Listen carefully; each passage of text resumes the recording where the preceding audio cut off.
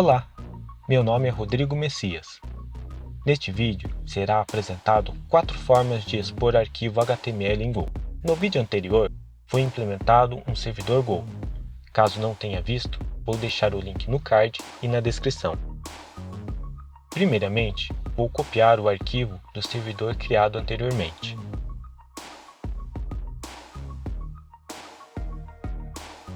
Na função main, vou adicionar a função handleFunc da biblioteca NetHTTP, que adiciona manipuladores no servidor, recebendo como parâmetro uma rota e uma função que será executada quando ocorrer o acesso a este endereço.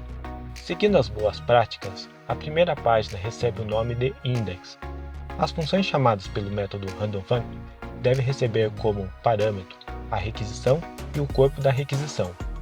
Esses parâmetros podem ter qualquer nome, sendo comum encontrar a nomenclatura W para a resposta e R para a requisição. O asterisco, ao declarar a variável R, indica que está ocorrendo o apontamento para um local na memória, onde está armazenado os dados da requisição. A cada nova rota, uma nova handleFunc deve ser chamada. A primeira forma de enviar HTML como resposta é utilizar a biblioteca FMT, que é utilizada para entrada e saída formatada. O método fprintf recebe como parâmetro a resposta e o HTML a ser interpretado pelo navegador. Utilizando as aspas simples ou duplas, o HTML deve ser escrito sem quebra de linhas, o que pode ser incômodo, dependendo da quantidade de hipertexto a ser adicionado. Desta forma, utilizando no lugar das aspas o acento crase, pode-se utilizar quebra de linha como também indentação, pois durante a compilação, Go ignorará a ocorrência dos mesmos. Vou salvar o documento e, estando dentro da pasta do projeto, abrir o PowerShell e compilar o arquivo utilizando o comando gobuilder e executar o arquivo compilado da aplicação. Agora, no navegador, acessar o servidor através do endereço localhost ou 127.0.0.1, que também referencia o computador que está servindo a página. Adicionar a porta 8080, sendo possível utilizar qualquer outra porta, porém, será necessário substituir no código o 8080 pela porta desejada. Outra forma é utilizar o IP atribuído ao computador pelo roteador. Para descobrir, digite no PowerShell ipconfig ou no terminal do Linux ifconfig. Será apresentado uma lista contendo todos os endereços, dentre outras informações. Em todos os casos, será apresentado a página que contém o título Olá Mundo. Dependendo da visibilidade do computador na rede, é possível fazer acesso ao servidor de outro dispositivo. Para encerrar a aplicação, estando no PowerShell ou terminal, utilize as teclas Ctrl+C. A segunda forma é escrever diretamente na resposta. Utilizando o método write da própria resposta. Porém, este método recebe como parâmetro apenas array de bytes, sendo necessário converter o HTML para que assim o programa seja compilado. Para passar de uma página para outra, vou adicionar tags A na página index e na página 2. A tag A redireciona o acesso para o endereço no servidor ou para qualquer outro endereço na internet, através do atributo href. O index terá um link para a página 2. O ponto, no endereço, indica uma rota no próprio servidor. E a página 2 terá um link para a página 3, que será criada agora, na terceira forma. Tanto a terceira e a quarta forma serão escritos em arquivos separados do arquivo do servidor. A terceira forma apresenta um arquivo HTML estático, ou seja, não existe nenhum script que o modifica, tanto do lado do cliente quanto do lado do servidor.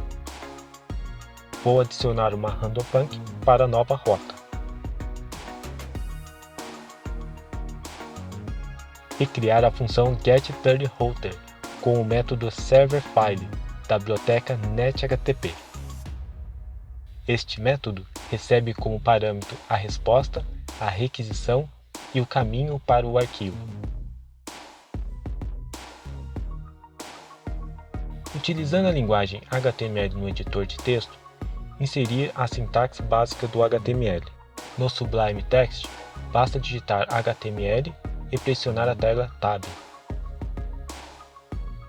Na tag HTML, define-se a linguagem a qual a página será escrita, que neste caso é português do Brasil.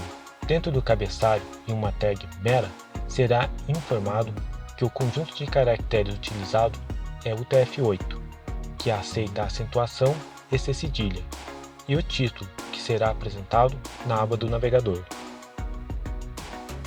Em seguida, teremos o corpo da página. É aqui onde será inserido o título e o link para a quarta página.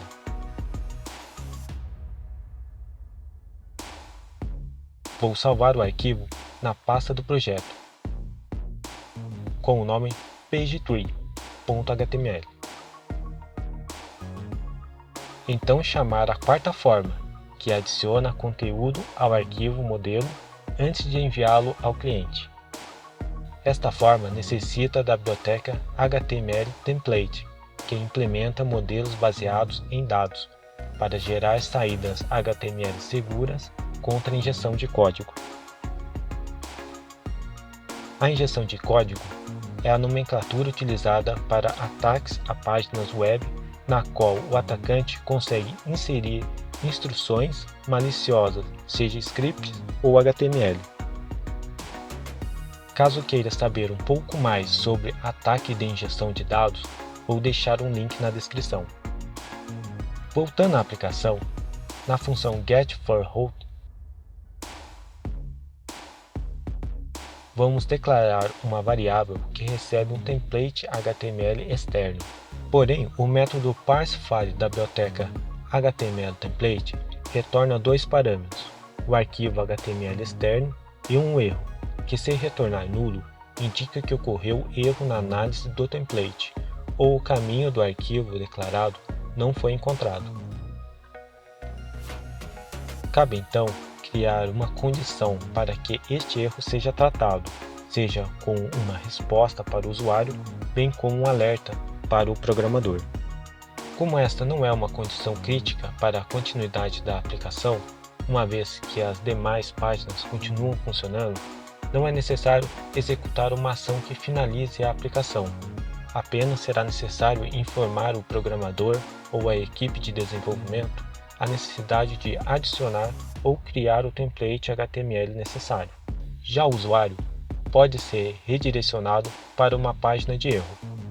Neste caso, é bom sempre avaliar a funcionalidade, identificando se a mesma é crítica ou não. Quando for necessário encerrar a aplicação, pode-se utilizar a biblioteca log, que possui o método fatal, que apresenta uma mensagem no terminal e encerra a aplicação.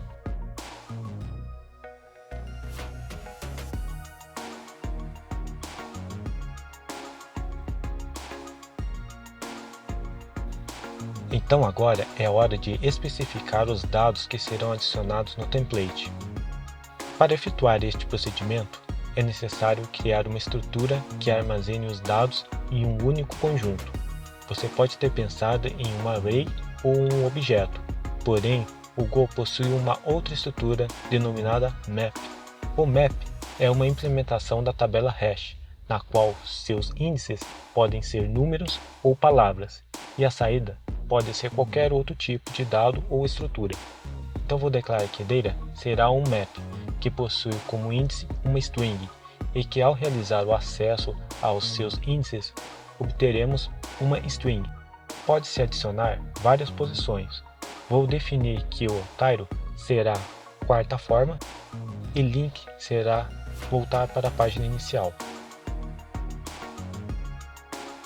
É possível alterar as informações do cabeçalho de resposta utilizando o método arrayHeader, passando como parâmetro um código de status. As chamadas a este método são principalmente utilizadas para enviar códigos de erro. E por fim, o método execute, que analisa o template e adiciona os dados no map. Existem muitos outros status, sendo os mais comuns o 200, que confirma que a solicitação ocorreu com sucesso, o 201, que indica que o recurso foi criado, por exemplo, a solicitação de um novo cadastro, o 204, quando não ocorrer nenhum contexto, normalmente retornado na exclusão de dados, e 4004, que são os recursos não encontrados, por exemplo, uma página web que não existe. Falta então construir o template. Vou aproveitar o código digitado na página 3 e fazer algumas alterações. Na tag Title, abrir e fechar dois colchetes, um dentro do outro, e adicionar ponto e o índice do map, que também possui o nome de Title. Agora, repetir o mesmo procedimento dentro das tags H1 e adicionar o índice link na tag A, alterando o href para .bar.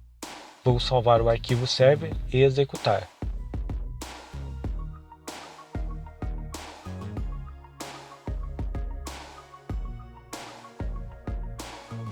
No navegador, ao clicar nos links, pode-se verificar que todas as rotas estão funcionando como esperado.